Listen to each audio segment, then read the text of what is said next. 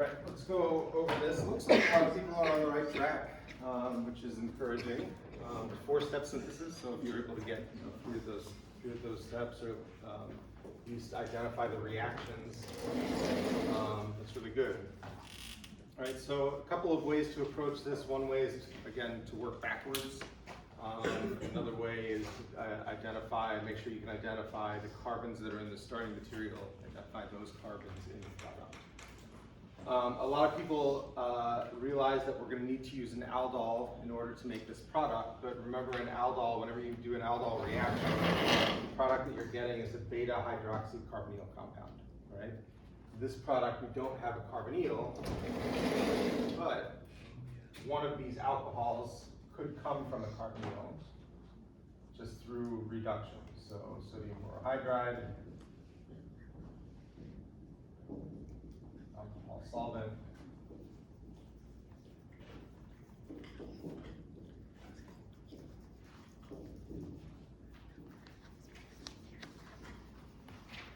take this ketone and reduce it to the diol that we see up top.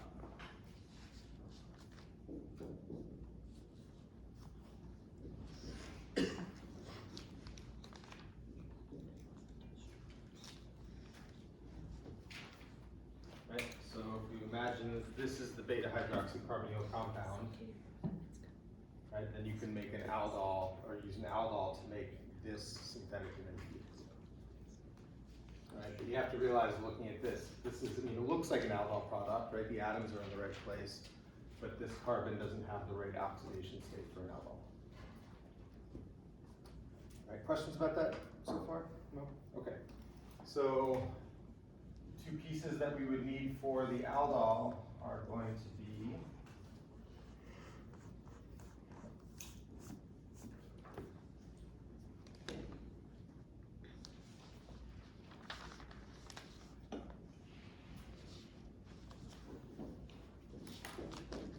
this ketone and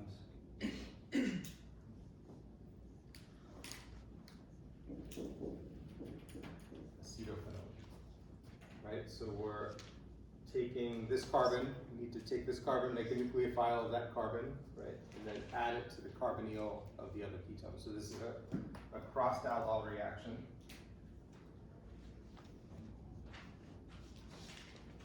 Right, this is a crossed aldol reaction that we have to do in which both reaction partners are enolizable, so we can make an enolate from both reaction partners.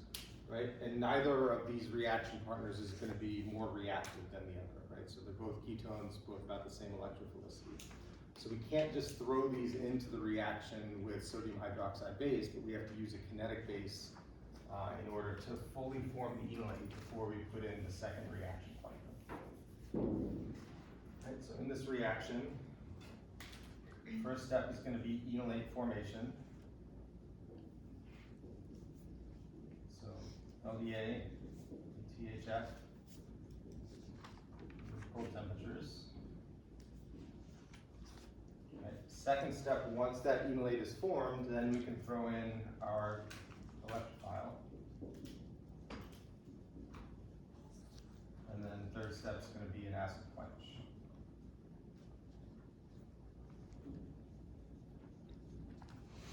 And as long as we do it under these conditions, we'll form the enolate. There's only one enolate that can form from this ketone, right? So we'll fully form the enolate. Once that enolate is formed, it'll be introduced to the electrophile. When the aldol occurs, the addition occurs, and we just need to quench to protonate the alcohol at the end of the reaction. Okay. Questions about that?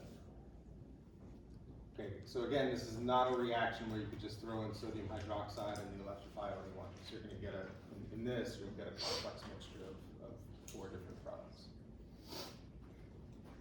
All right. So what you can see is if we want to make this from the starting material, then we need to somehow functionalize this carbon. Right, so we're going to use an addition reaction. I would use hydration, and specifically oxymercuration reduction.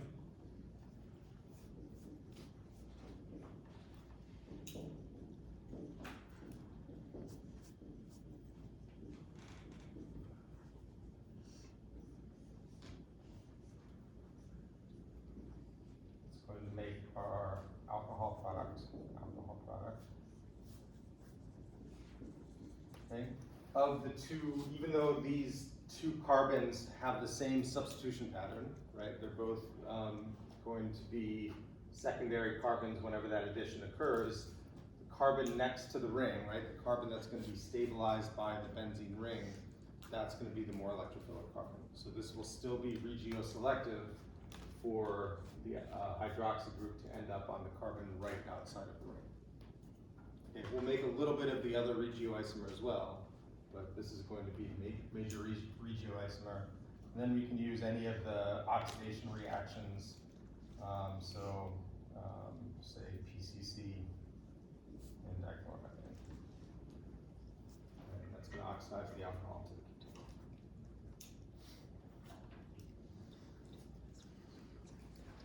Right, questions?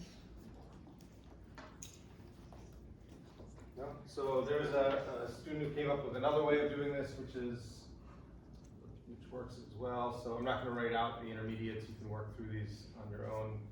First reaction is ozonolysis. Second reaction is going to be an aldol.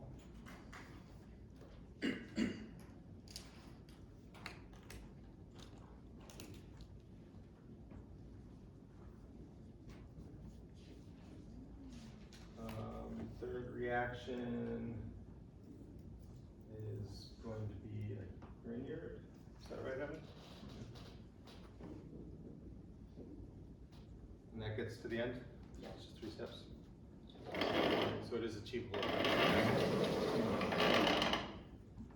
Right, so write those down, see if you could work through it the same way. Right? But often for these syntheses, if they're longer and more complex molecules, there's not just one way to make the products.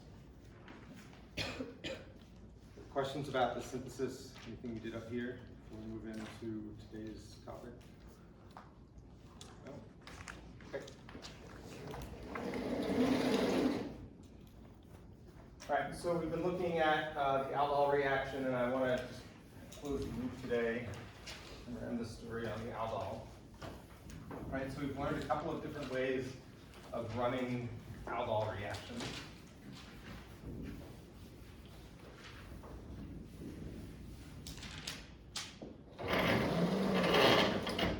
Right, so we've learned that aldols can occur under basic or acidic conditions, right? And these are not crossed aldols. So these are examples of aldols where the electrophile and the nucleophile we're using the same molecule as the electrophile and the nucleophile. And I've tried to number these so you can break them down. Right? Under basic conditions, we form the beta hydroxy ketone or beta hydroxy carbonyl. Right? Under acidic conditions, we affect something called an aldol condensation, where under those acidic conditions, the alcohol group is protonated, undergoes elimination to form the alpha-beta unsaturated carbonyl. Right? So the enone or the enal, and get that water to leave. I would say synthetically, these two reactions, as they're written here, are not very useful. Right? They don't offer much control. They don't offer many options in terms of what reagents we can use, right? So as I said here, the electrophile and the nucleophile have to be the same molecule. That's pretty limiting. All right, we talked about the crossed aldol reaction under thermodynamic conditions, but there are specific rules that we have to follow, right? So only one of the reaction partners can be enolizable, right? And the other reaction partner has to be more electrophilic. Okay, and so again, that's pretty limiting as well. There are only a few reactions, crossed aldols, that we can do just using sodium hydroxide, sodium methoxide, etc. Okay, so on Monday we learned that we can do these reactions using much stronger, much bulkier bases and get a lot more control over the reaction. Right? So we can do a crossed aldol. We can do that crossed aldol under kinetic control, right, where we make what we call the kinetic enolate. Right? So you can see in these aldol reactions here, the atom that is the nucleophilic atom in these reactions is going to be carbon-3 of the starting material. Right? So we're making a bond from carbon-3 to the carbonyl of another ketone. right? Under kinetic control, the enolate is going to form on the less substituted side of the ketone, right? And so when the addition occurs, we're going to form a bond between carbon 1 and then whatever ketone we put in. All right, so there are a couple elements of this crossed aldol under kinetic control to consider, right? First is where the enolate forms, right? And then the second thing that we have to consider is how it's run, right? So in these reactions over here, the base, the electrophile, and the nucleophile have to all be in the reaction at the same time, right? Over here, we're going to kind of do it stepwise. We're going to build it, right? So we put in the molecule we want to use as a nucleophile. We make the nucleophile, fully make that nucleophile in the first step, and then once that enolate is made, then we can throw in any reaction partner we want, any carbonyl reaction partner we want, right? And that's going to open a lot of doors in terms of the diversity of products that we can make, right? If we could put in any ketone or any aldehyde that we want, right? So these don't have to be in the reaction at the same time. We can choose what we want to be as the nucleophile, and we can choose what we want to be as an electrophile.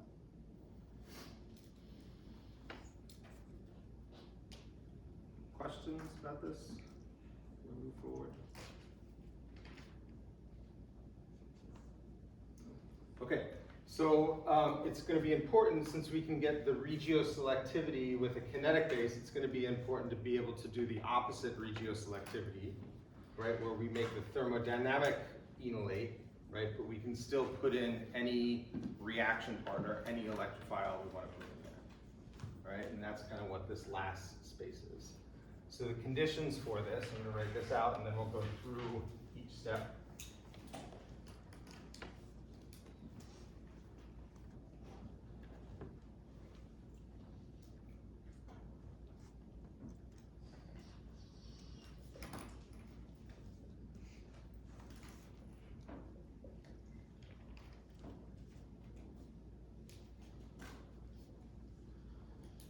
Right. First step is going to be formation of an intermediate called a Silyl enol ether. All right. And so we're going to take that ketone, we're going to treat it with a relatively weak amine base, right? And at that same time, we're going to have chlorotrimethylsilane.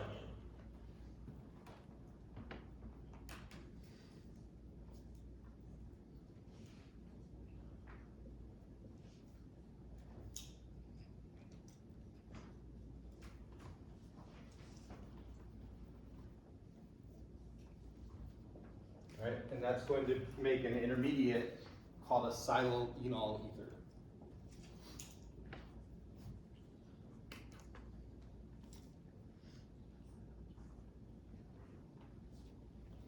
Okay. And then we're going to take that Silyl enol ether, first treat it with methyl lithium. Second, we're going to throw in our reaction partner, so this is going to be the cyclopentanone.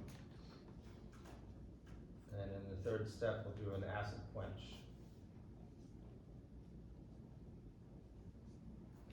And that gets us to our product. All right, so in this method, this crossed aldol under thermodynamic control, formation of the Silyl enol ether is going to be a really key step, an important step in this reaction.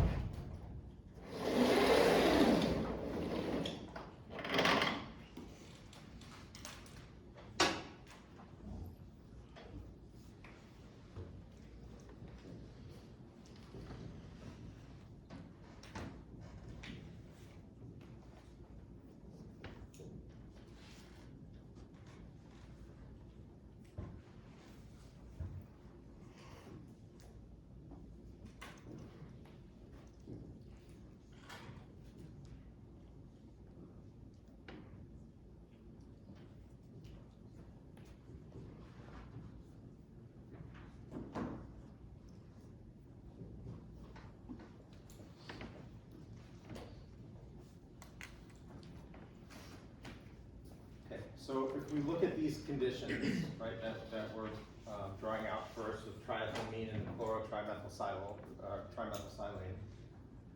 right, I just want to go through the equilibrium enolate formation with you, right? So we're starting with an acid, the ketone pK of 19, right? Triethylamine is not a very strong base. The conjugate acid has a pK of 11, right? So if you think about the equilibrium in this reaction, the equilibrium is going to favor the reactants, right? And the equilibrium constant for this reaction is going to be 10 to the minus 8, right? So it's on par, or in terms of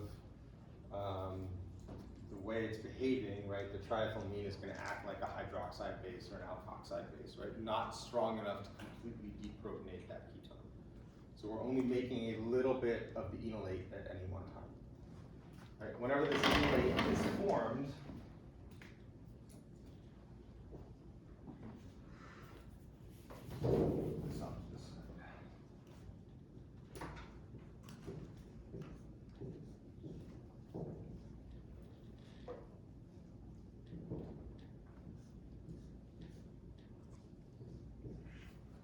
whenever that enolate is formed, it's going to react with the chlorotrimethylsilane at oxygen, right?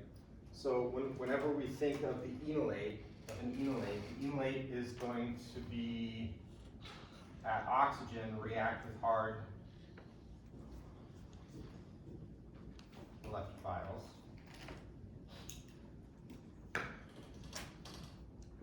Or acids. Right? And then at carbon, it's going to react with soft nucleophiles.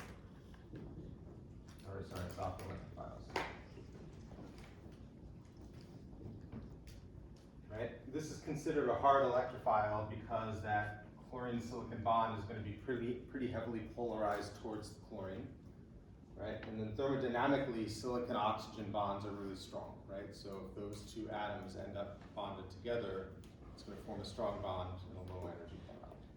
Right? So mechanistically, we're just taking a pair of electrons on oxygen, adding silicon, and doing a substitution, taking out chloride.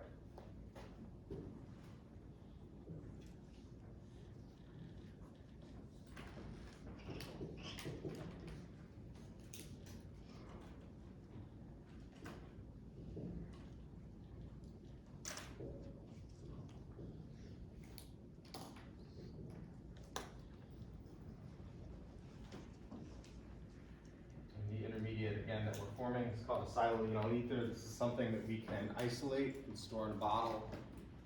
It's a stable product. It's somewhat reactive, right? It's going to be nucleophilic, like an enol would be nucleophilic, right? But as long as it's in a bottle by itself without any reaction partner, it can stay there for a long period of time.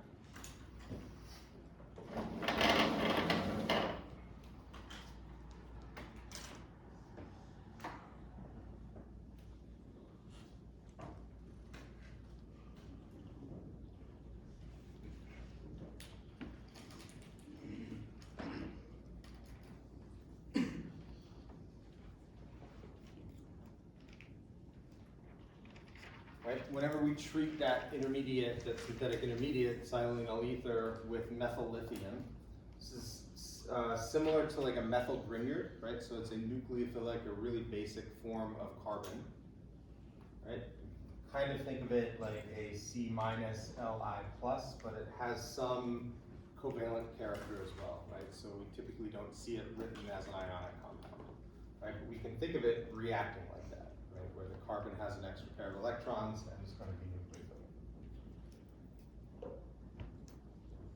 So we typically see it with a bond in between the carbon and the lithium. And so the way that we would draw this mechanistically is we would show those sigma electrons go to silicon, the oxygen takes that pair of electrons back, and we make the lithium enolate.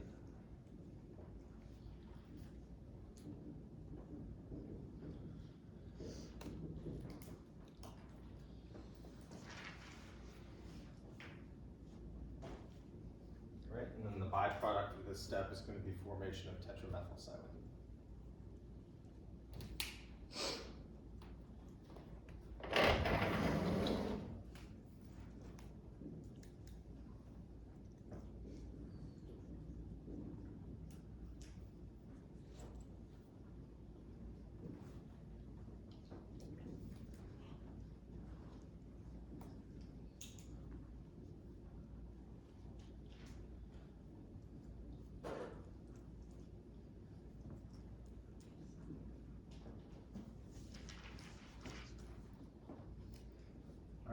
this results in is the full formation of that enolate. Right, so 100% of the ketone that we put in at the beginning of this reaction, right, goes to the silyl enol ether, 100% of it, right? Then 100% of that silyl enol ether gets turned into the lithium enolate. And you can see because silyl enol ether was formed under thermodynamic control, the lithium enolate that we're forming is also going to be the thermodynamic enolate, right? So this is a way to form that thermodynamic enolate 100%, right? And then put in an electrophile. There is no kinetic base that are small. Pardon me? There is no kinetic base that are small. So part of the reason why they're kinetic bases, or one of the reasons, the part of being a kinetic base for enolate formation is being bulky, right? So you can select between the two different carbons or two different regions around the carbon ring. Okay. So yeah, it's not just about being strong, right? It's about being strong and bulky as well. Other questions? Right, so once we fully form this enolate, right, this is when we'll put in whatever reaction partner we want.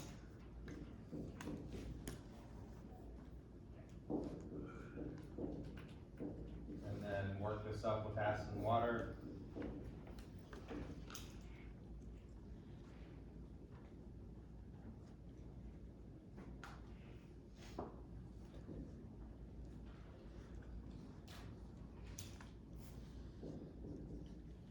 That gives us the proper regioselectivity for this crossed aldol, right? We don't have to worry about other products forming. We don't have to worry about other regioisomers, right? That's the only product that we're going to get.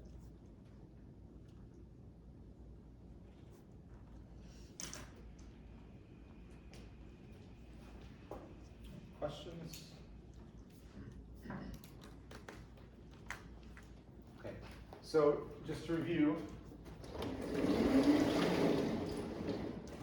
right, if we're doing cross-aldol reactions, these are the two methods that we want to use. All right.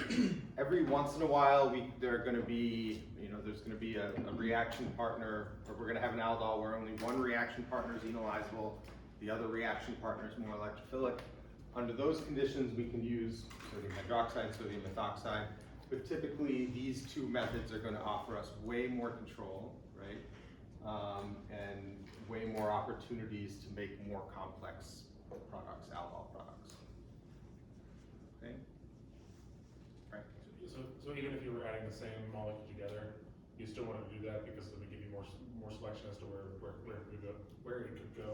I mean, I would say if we're just doing just a regular aldol with the electrophile and the nucleophile are the same, then you could propose these conditions. When you go into the lab,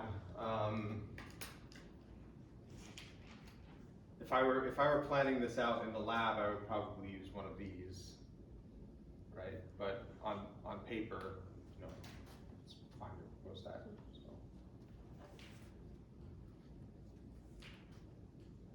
Other questions? Yeah, if you were writing this out in like a synthesis problem, would you write out like those steps like that? Yeah. So I would say that this is going to be a two-step process, right? So even though we have 3 steps here, right? We have 3 steps up there. That's one transformation, right? Because we're not making the enolate, storing it, right, and then using it when we get it, when we need it. We're making the enolate, adding the electrophile to that same reaction, and then quenching it. Here we can make the silyl enol ether, and we can keep that as a product on its own, right? And so that's why I say that the second one is kind of a 2-step or 2-reaction process, right? So in a synthesis, this would count as 2 synthetic steps.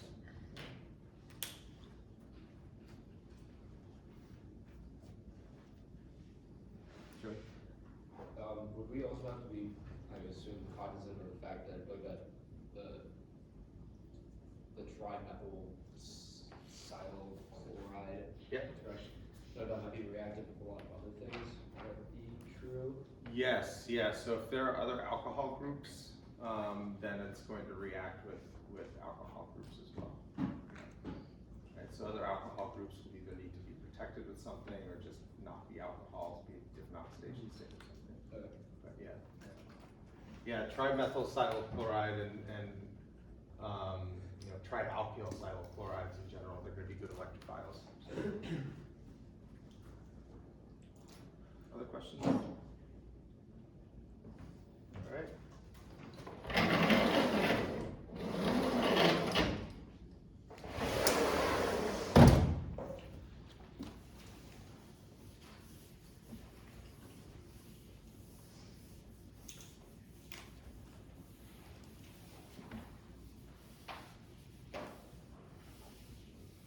So lots of different ways to do aldols. We're only looking at a small fraction of those methods. But if you're interested in talking more about aldols, let me know. I'm happy to speak to you about it. So. All right, next reaction we're going to go over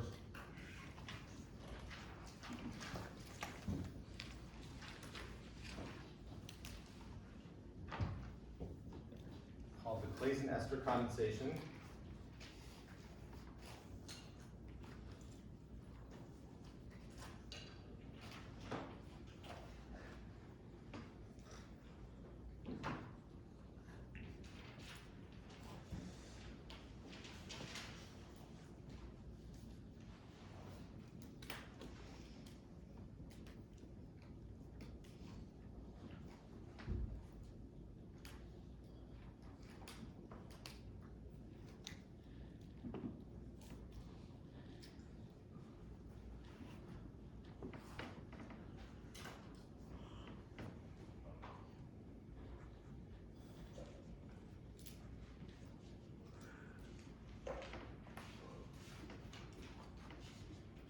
Right? And it's going to involve, rather than ketones and aldehydes, it's going to involve esters as both the nucleophile and the electrophile, right? So just a different carbonyl, but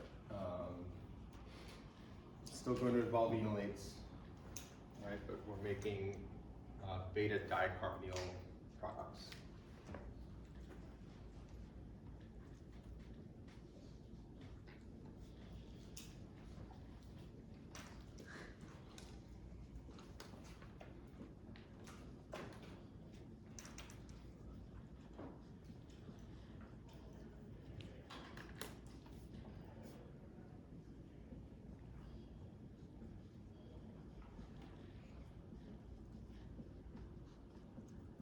Right, so in general, this gives us beta dicarbonyl products. The dicarbonyl product that's shown up here is a beta keto ester.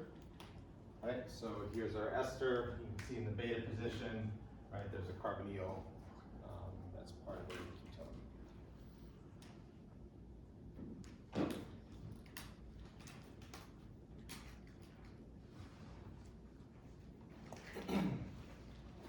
So we're about at the end. So what I want you to do, I want you to work through the mechanism of this reaction. And on Friday when we start class, we're going to start with this mechanism. All right, so we come prepared on Friday.